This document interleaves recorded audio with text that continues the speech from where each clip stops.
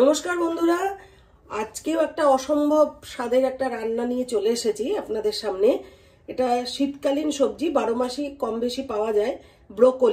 Broccoli আলুর একটা সবজি নিয়ে চলে এসেছি। চলুন দেখে নিই কিভাবে এটা রান্না করেছি। কড়াইটা তেল গরম করে নিয়েছি, ব্রোকলি কেটে আমি ধুয়ে রেখেছিলাম, আর ওখানে জল গরমটা বসিয়ে দিচ্ছি, কারণ জল গরমটা দেবো তাই। আমি ব্রোকলিগুলোকে তেলের উপরে ছেড়ে দিলাম ভাজার জন্য। ব্রোকলি একসাথে তেলের উপরে ছেড়ে দিচ্ছি, ভালো করে ভেজে নেব।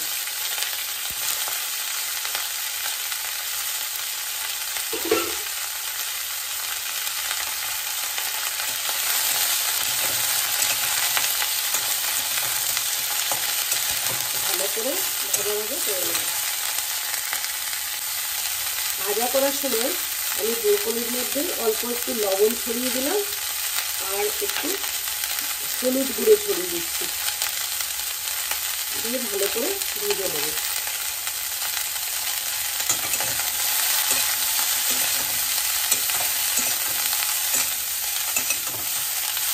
গ্যাসটা কিন্তু একটু বাড়িয়ে দিচ্ছি। এদিকে আমি একটা বাটির মধ্যে 1 চামচ এটা একটা জিরের গুঁড়ো, 1.5 চামচ মতো জিরের গুঁড়ো দিলাম, আর 1 চামচ দেবো ধনের গুঁড়ো, 1/2 চামচ দেবো হলুদ গুঁড়ো, আর দেবো 1/2 চামচ মতো লবণ। এটা একটা স্মুথ পেস্ট বানিয়ে রাখবো। এবং তার মধ্যে কিন্তু 1 চামচ মতো লাল লঙ্কার গুঁড়ো দিয়ে দেবো। 1 চামচ মতো লাল লঙ্কার গুঁড়ো দিয়ে দিচ্ছি, দিয়ে এটাকে আমি স্মুথ একটা পেস্ট বানিয়ে রাখবো। এই যে গরম করেছিলাম জল, এই জলটা দিয়ে একটা পেস্ট বানিয়ে রাখবো। এদিকে কিন্তু আমার ব্রোকলিটা ভাজা ভাজা হয়ে এসছে। কড়াইতে আবার আমি তেল দিয়ে দিয়েছি, তেলটাকে একটু গরম করে নেব। নিয়ে এর মধ্যে দিয়ে দেবো একটু জিরে ফোড়ন, আর দিয়ে দেবো একটা শুকনো লঙ্কা ফোড়ন। শুকনো লঙ্কা ফোড়ন দিয়ে দিয়েছি। এরপরে আমি এরকম সাইজ করে, মানে ডুম ডুম করে কেটে রেখেছিলাম আলুটা, এই আলুটা আমি এই কড়াইয়ের মধ্যে দিয়ে দেবো, দিয়ে একটু ভালো করে লাল করে ভেজে নেব। অল্প লাল করে আমি ভেজে নেব। এরপরে আমি 2টো কাঁচা লঙ্কার মধ্যে দিয়ে দেবো, আর একটা টমেটো দিয়ে, একটা টমেটো আমি কুচি করে রেখেছিলাম ডালে ফেলে দিয়ে এই টমেটোটা দিয়ে দিলাম। এটা একটু ভালো করে নাড়াচাড়া করে নেব। এর মধ্যে অল্প করে আমি লবণ দিয়ে দেবো, যাতে টমেটোটা তাড়াতাড়ি নরম হয়ে যায়। এর মধ্যে লবণ দিলেই কিন্তু টমেটোটা তাড়াতাড়ি নরম হয়ে যাবে। এরপরে আমি দিয়ে দেবো এই যে মশলাটা আমি পেস্ট করে রেখেছিলাম, সেই মশলাটা এর মধ্যে দিয়ে দেবো। দিয়ে আবার বাটিতে অল্প একটু জল মিশিয়ে জলটা দিয়ে দেবো। দিয়ে ভালো করে একটা কষিয়ে নিতে হবে।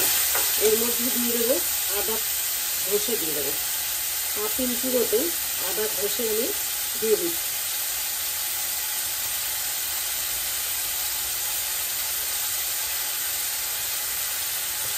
আর দিয়ে দেবো একটু মিষ্টি, যে যেরকম মিষ্টি খান তরকারিতে, যেহেতু নিরামিষ তরকারি আমি পেঁয়াজ কিছু দেবো না, এই জন্য একটা মিষ্টি দিয়ে দিলাম। গ্যাসটা এই সময় সিম, ভালো করে কষে নেব।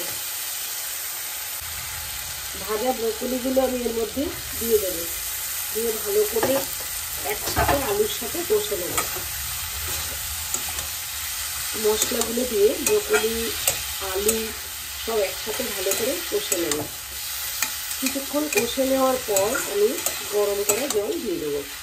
একটু এই সময়টা গ্যাসের ফ্লেমটা না সবসময় একটু বুঝে বুঝে বাড়ানো এবং কমানো করতে হবে। যেমন মশলাটা দেওয়ার সাথে সাথে তখন যদি বাড়ানো থাকে এই তলাটা ধরে যাবে, ওই সময় একটুখানি সিমে দিয়ে নিতে হবে। তারপরে যে এখন যখন করছি, এখন কিন্তু আমি একটু বাড়িয়ে দিয়েছি। ভালো করে এটা কষে নিতে হবে। এরপরে আমি গরম করা জলটা দিয়ে দেবো। যতটা গ্রেভি রাখবো এই অনুযায়ী দেবো।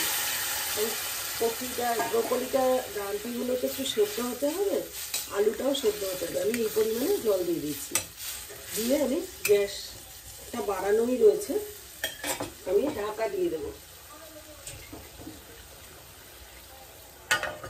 কড়াইটা ঢাকা দিয়ে রাখলাম। মিনিট দুয়েক পর আমি আবার দেখাবো। আমি ঢাকনাটা 2 মিনিট ফুটতে দিয়েছি, দিয়ে ঢাকনাটা খুলে দিলাম। এইবারে দেখুন কি সুন্দর একটা ঠিক ভাব এসে গেছে। আমি যদি আরেকটু ঠিক চান তো একটা দুটো আলু ভেজে দিলে ঠিক হয়ে যাবে। এরপরে আমার নামানোর পালা চলে এসছে। আমি এর মধ্যে গরম মশলা আর ঘি দেব।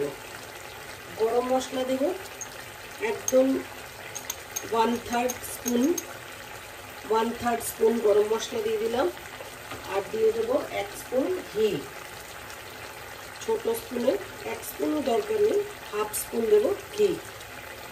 ঘিটা কিন্তু নিরামিষ তরকারিতে খুব ভালো লাগে খেতে, আর ঘি কিন্তু খাওয়াও ভালো শরীরের জন্য। তো এবারে আমি ভালো করে নেড়ে নেব, ঘি আর গরম মশলা ভালো করে মিশিয়ে নেব। গ্যাসটা এই সময় হাই ফ্লেম করে দেবো।